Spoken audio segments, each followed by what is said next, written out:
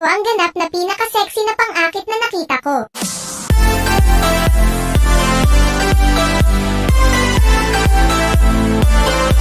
Ang ganap na pinaka-sexy na pang-akit na nakita ko. Tingnan ang delikadong mukha na ito. Ang body hour na ito. Nakikita lang ang ogress na dahan-daang papalapit sa lalaki. Puno ng alindog ang kanyang mga mata. Ang ogress ay marahang ulong sa tainga ng bayani. Inaasahan na ang bayani ay maaaring magbigay sa kanya ng isang anak. Nakatingin sa magandang mukha ng ogress. Ang bayani ay nakakulong doon. Ang kayamanan ng tayback sa kanyang kamay ay tulad ng isang puso na ripelang sa sandaling ito. Natunaw ng tuluyan. Bagaman nakamit niya ang kasiyahan sa katawan. Ang kanyang bangungot ay lumitaw din mula sa araw na iyon.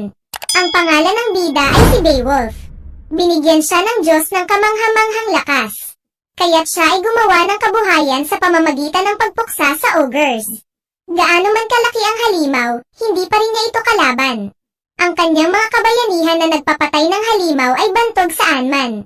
Nang gabing iyon, ang hari ay nagsagawa ng isang piging, at inanyayahan ang lahat ng Mandarinates. Kapag ang lahat ay nagkakaroon ng kasiyahan sa punto ng kabuluhan, ang aso na nagbabantay sa pinto ay hindi natukoy na mayroong mali. Mayroong isang malaking tunog, tapos sira ang pinto. Ang lahat ng mga kandila at ilaw ay sinabog. Isang humanoid na halimaw na may pangit na hitsura ang sumugod. Labis na malakas ang halimaw. Isang alon ng kamay nito ang lumipad sa isang sundalo. Takot na takot ang babaeng ito kaya napasigaw siya. Inis ang halimaw sa hiyawan. Kaya isang smack lang, parang smack a fly. Nabasag ang ulo niya. Sa labas ng trabaho, pumunta kumuha ng isang kahon ng tanghalian. Sa isang iglap, ang partido ay naging isang piraso ng kaguluhan. Pinatay ng halimaw ang mga tao nang walang tigil. Ganap na walang makakapigil dito. Sa oras mismo, tumayo ang hari na may isang espada sa kanyang kamay. Patayin mo ako, ikaw hayop. Nang matapos magsalita ang hari, isang kakaibang eksena ang nangyari. Nagsimulang mag-aralgal ang halimaw. Tulad ng ito ay ipinatawag ng isang bagay. Ang buong katawan ay sumabog sa asul na apoy at pagkatapos ay nawala. Upang matanggal ang mga halimaw na ito, natagpuan ng hari ang bayani na si Beowulf para sa tulong. Sa ilalim ng kanyang kahilingan, nagsimula ang lahat sa pagdidisenyo ng mga traps. Ang kanyang plano ay upang akayin ang mga halimaw sa mahusay na bulwagan. Pagkatapos ay pinalibutan at pinatay sila. Hanggang sa gabi, ang mga bayani ay nagtipon upang magsaya sa palasyo. Parang wala namang tensyon. Ang isang katok sa pintuan ang gam-ambala sa kapaligiran. Isang sundalo ang lumapit upang suriin. Bigla na lang sumabog ang pinto. Ang sundalong iyon ay itinapon ng 10-10 metro ang layo. Agad na naging asul ang apoy. Narito ang halimaw. Matapos makita ang sitwasyon, matapang na sumugod ang mga mandirigma. Ngunit ang normal na tao ay hindi kalaban nito. Nakatingin sa isang napakalakas na halimaw. Kinut siya ni Beowulf. Kinuha ang tamang oras. Sumugod siya patungo sa halimaw. Matindi ang laban ng magkabilang panig. Hawak ng halimaw ang dalawang braso ni Beowulf. Ang dalawang panig ay nagsimulang makipagkompetensya sa lakas. Bigla, natuklasan ni Beowulf ang kahinaan ng halimaw. Dahil dito, nakakita siya ng pagkakataong tumalon sa likuran ng halimaw.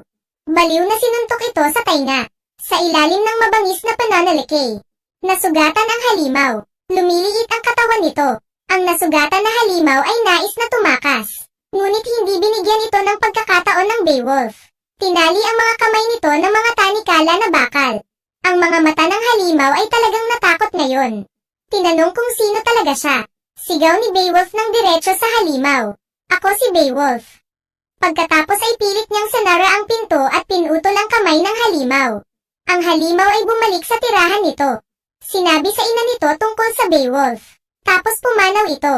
Sa hating gabi, isang magandang kamay ang humaplos sa mukha ni Beowulf.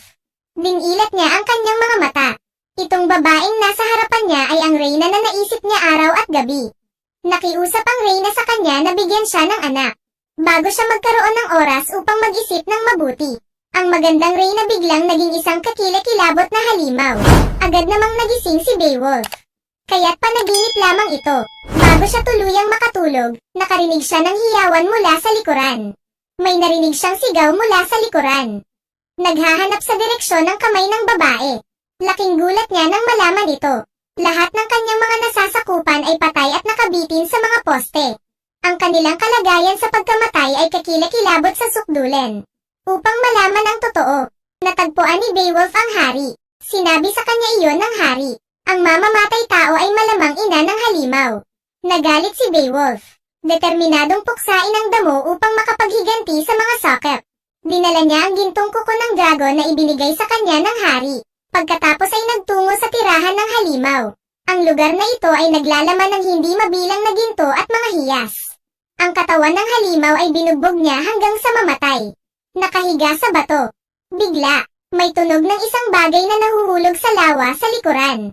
Maingat na pagtingin. Mula sa ibabaw ng tubig, lumitaw ang isang kaakit-akit na ogress. Sinabi niya kay Beowulf, ang halimaw na pinatay niya ay ang kanyang anak kasama ang hari. Hanggat pumayag siyang magkaroon ng isa pang anak, at iwanan ang gintong kuko ng dragon bilang isang token. Lahat ng mga kayamanan sa lugar na ito ay pagmamay-ari. Bukod dito, siya ay magiging pinakadakilang hari sa mundong ito. O Beowulf, malinaw na hinihimok siya nito na kumain ng malambot na bigas. Tinitingnan ang taimtim na pagtingin sa panalangin ng ogress. Umiiyak na sumang-ayon si Beowulf. Pagkatapos ng 5 minuto, bumalik siya sa palasyo, and threw down the monster's head. He laid that he had killed the ogress himself. Tinanong siya ng hari kung nasaan ang kuko ng dragon. Nakatingin sa kabilang ekspresyon ng nerbiyos. Hindi na nagtanong ang hari. Napaikot ang sulok ng kanyang bibig sa isang masamang ngiti. Kapag bumalik sa Great Hall, agad na idineklara ng hari upang ibigay ang parehong trono at ang reyna kay Beowulf. Namangha ang lahat na naroroon. At ang hari ay kasing saya ng pagiging malaya. Susunod, nang magulat pa ang lahat. Tumalon ang hari mula sa dingding. Ganun lang, si Beowulf ay naging isang hari sa bisa ng pangangatwiran. Pagkatapos ng maraming taon, natupad ng ogress ang lahat ng kanyang mga pangako. Ang hukbo na pinamunuan ni Beowulf ay hindi magagapi. Siya ay naging pinakadakilang hari sa lupaing ito. Ngunit pribilehiyo at luwalhati ay hindi nagbigay sa kanya ng aliw. Ang walang katapusang walang laman. Hanggang isang araw, natagpuan ng isang nasasakupan ang gintong kuko ng dragon sa tabi ng ilog. Nagalit si Beowulf. Siyempre, dumating ang paghihiganti. Nang gabing iyon, isang dragon ang sumalakay sa bayan. Sa maikling panahon, maraming tao ang napatay at nasugatan. Ang tanawin sa harap ng kanyang mga mata ay hindi naiiba sa nangyari sa taong iyon. Sa wakas na intindihan ni Beowulf ang mga saloobin ng hari sa oras na iyon. Natukoy niya iyon.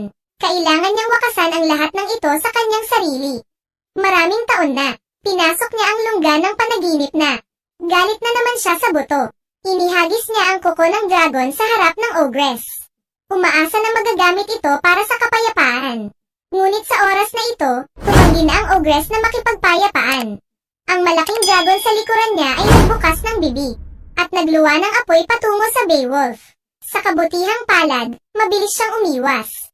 Ang malaking dragon ay kumalat ang mga pakpak nito at lumipad patungo sa kastilyo. Patuloy na nakasakay sa kabayo si Beowulf, hinabol ito. Nakikita ang malaking dragon na nagsisimulang pumatay sa mga inosenteng tao.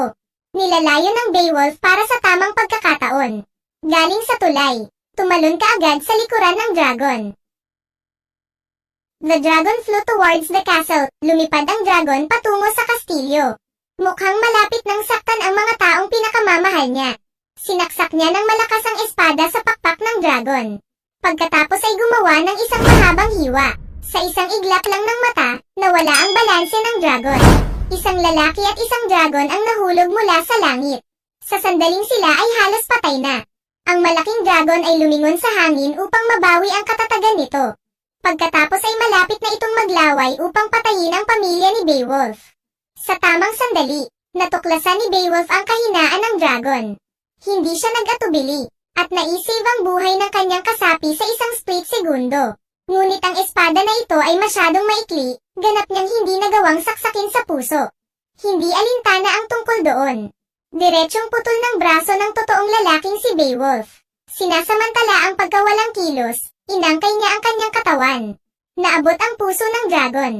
At paglabas nito nang walang pag-aalangan. Siya at ang dragon ay sabay na bumagsak sa talampas. Sa may tabing dagat, unti-unting bumalik ang dragon sa orihinal na hitsura nito. Isang lalaki na kamukhang kamukha ni Beowulf ang unti-unting lumitaw. Inabot ni Beowulf ang kanyang kamay upang mahuli ang lalaki. Ngunit ang taong ito ay natangay mula sa baybayin ng mga alon.